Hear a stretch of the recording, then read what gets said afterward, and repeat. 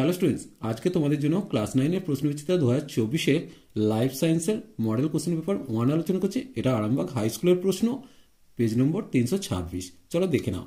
প্রথমে একে দাগ সঠিক উত্তরটি নির্বাচন করো। কোশ্চেন নম্বর 1, দেহ অসংখ্য আংটির মতো খণ্ড নিয়ে গঠিত এমন পর্বটি হলো, অবশ্যই উত্তর হবে অ্যানেলিডা, অর্থাৎ সের উত্তরটা সঠিক হবে।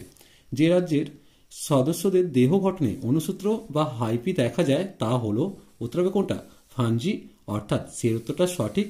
এরপর দেখো 3-এর কোশ্চেন, জাইলেমের সজীব উপাদানটি হলো, কোনটা উত্তর হবে? জাইলেম প্যারেনকাইমা, অর্থাৎ সের উত্তরটা সঠিক। বাকি 3টে হচ্ছে মৃত। এরপর দেখো একটি অতিমাত্রিক মৌলের উদাহরণ হলো ম্যাগনেসিয়াম এবং সোডিয়াম, দুটোই হবে, তাই এক্ষেত্রে আমি দুটোই উত্তর করলাম। এরপর দেখো ফ্যাট জাতীয় খাদ্য জমা থাকে যে লিউকোপ্লাস্টিডে, তা হলো, উত্তর হবে অ্যালাইওপ্লাস্ট, অর্থাৎ বিয়ের উত্তরটা সঠিক। যে প্রাণীকলায় কোষ উপাদানের থেকে ধাত্রের পরিমাণ বেশি, তা হলো যোগকলা, অর্থাৎ বিয়ের উত্তরটা সঠিক। এরপর দেখো আমাদের দেহে পিত্তরস ক্ষরণ করে যে অঙ্গটি, তা হলো যকৃৎ, অর্থাৎ এর উত্তরটা সঠিক হবে। এরপর 2-এর দাগটা দেখে নেব কি দিয়েছে। ন্যূনতম প্রশ্নগুলি নির্দেশ মতো অতি সংক্ষিপ্ত উত্তর দাও। এখানে তোমাদের 11টা প্রশ্ন উত্তর করতে হবে। বিজ্ঞানী ফক্সের মতে ড্যাশ হলো প্রথম কোষীয় জীব, তাহলে উত্তর হবে কোনটা? মাইক্রোস্ফিয়ার। তাহলে এই জায়গাটা তোমরা মাইক্রোস্ফিয়ার লিখবে। মাইক্রোস্ফিয়ার বানানটা একটু খেয়াল করবে। এরপর দেখো পরস্পর সাদৃশ্যযুক্ত কয়েকটি গণকে নিয়ে গঠিত গোষ্ঠীকে গোত্র বলে, শূন্যস্থান পূরণ করতে দিয়েছিল। 3-এরটা, গুয়ানিনের সঙ্গে সাইটোসিন ড্যাশটি হাইড্রোজেন বন্ধনে যুক্ত হয়, উত্তর হবে 3টি। তাহলে এই জায়গায় 3 লিখে দিলাম। অ্যারিস্টটলকে উদ্ভিদবিদ্যার জনক বলা হয়, এটা সত্য মিথ্যা করতে দিয়েছে, এটা মিথ্যা হবে। অ্যারিস্টটলকে জীববিদ্যার জনক বলা হয়, আর উদ্ভিদবিদ্যার জনক হচ্ছে থিওফ্রাস্টাস। এরপর দেখো কোলেনকাইমা হলো এক প্রকার সরল স্থায়ী কলা, এটা মিথ্যা দিয়েছে। কোলেনকাইমা এক প্রকার জটিল স্থায়ী কলা, তাই এটাও মিথ্যা হবে। এরপর দেখো প্লীহা দেহ থেকে কার্বন ডাইঅক্সাইড ও জলীয় বাষ্প নির্গত করে, সত্য মিথ্যা দিয়েছে, এটাও মিথ্যা হবে। কারণ এটা কি উত্তর হবে না, ফুসফুস দেহ থেকে কার্বন ডাইঅক্সাইড জলীয় বাষ্প নির্গত করে। প্রোটিন ফ্যাক্টরি রাইবোজোম, আত্মঘাতী থলি লাইসোজোম হবে, তাহলে শূন্যস্থানে তোমরা লাইসোজোম কতটা লিখবে? লাইসোজোম। এরপর দেখো বিশ্ব সদৃশ্য শব্দটি লিখতে বলেছে vitamin A, vitamin C, vitamin D, vitamin E, উত্তর হবে কোনটা? ভিটামিন সিটা, কারণ ভিটামিন সিটা হচ্ছে জলে দ্রবণীয়, আর ভিটামিন এ, ডি, ই এই 3টে হচ্ছে এডিই কে, এই 4টে হচ্ছে তেলে দ্রবণীয় বা ফ্যাটে দ্রবণীয়।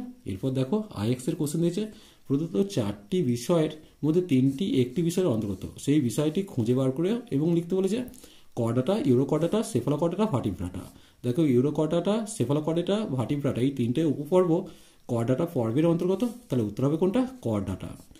কোন উদ্ভিদ গোষ্ঠীর দেহ মূল কাণ্ড পাতায় বিভেদিত নয়, উত্তর হবে শৈবাল বা অ্যালগি। কোন পর্বের প্রাণীদের দেহ ম্যান্টল পর্দা দ্বারা আবৃত, উত্তর হবে মোলাস্কা। কোন বৃহৎ অণুতে পেপটাইড বন্ধনী দেখা যায়, উত্তর হবে প্রোটিন। অগ্ন্যাশয় থেকে নির্গত একটি হরমোনের নাম ইনসুলিন হবে। এছাড়া গ্লুকাগনও আছে। এরপর দেখো রাতকানা রোগ প্রতিরোধে সাহায্য করে কোন ভিটামিন, উত্তর হবে ভিটামিন এ। এরপর 3 দাগের কোশ্চেনের অ্যান্সারগুলো করে নেব। বলছে 1-এর কোশ্চেন, চিকিৎসা বিজ্ঞানে ও মহাকাশ গবেষণায় আধুনিক জীববিদ্যার একটি করে প্রয়োগ উল্লেখ করতে বলেছে। চিকিৎসা বিজ্ঞানে লিখবে অ্যান্টিবায়োটিক ঔষধ যেমন পেনিসিলিন তৈরিতে জীববিদ্যাকে কাজে লাগানো হয়েছে।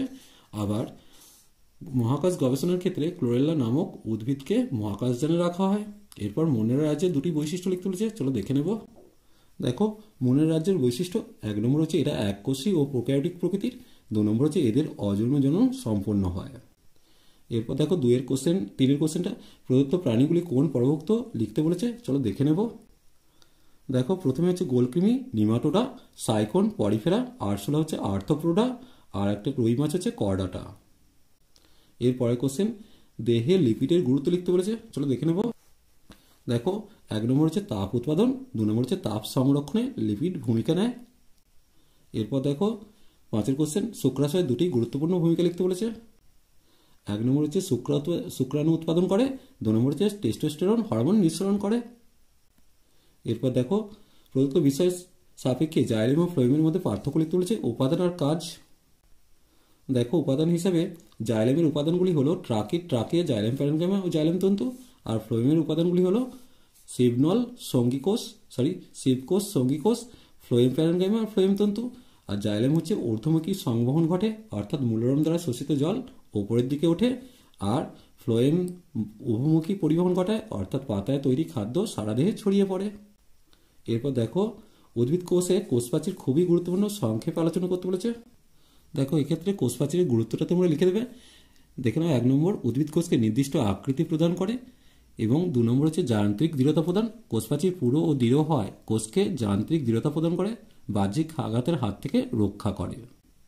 এরপরে কোশ্চেন দেখো, প্রদত্ত বিষয়ের সাপেক্ষে ডিএনএ ও আরএনএর পার্থক্য লিখতে বলেছে। শর্করা ও নাইট্রোজেন গঠিত ক্ষার।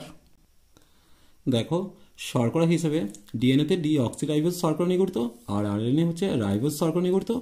আর নাইট্রোজেন ক্ষারকটা হচ্ছে ডিএনএতে পিরিমিডিন বেস থাইমিন থাকে কিন্তু ইউরাসিল থাকে না, আর আরএনএতে পিরিমিডিন বেস থাইমিন থাকে না, তার বদলে ইউরাসিল থাকে। দেখো বড় কোশ্চেনের অ্যান্সারগুলো তোমরা নিজেরাই পারবে। যদি কোনো সমস্যা হয় অবশ্যই কমেন্ট সেকশনে জানাবে।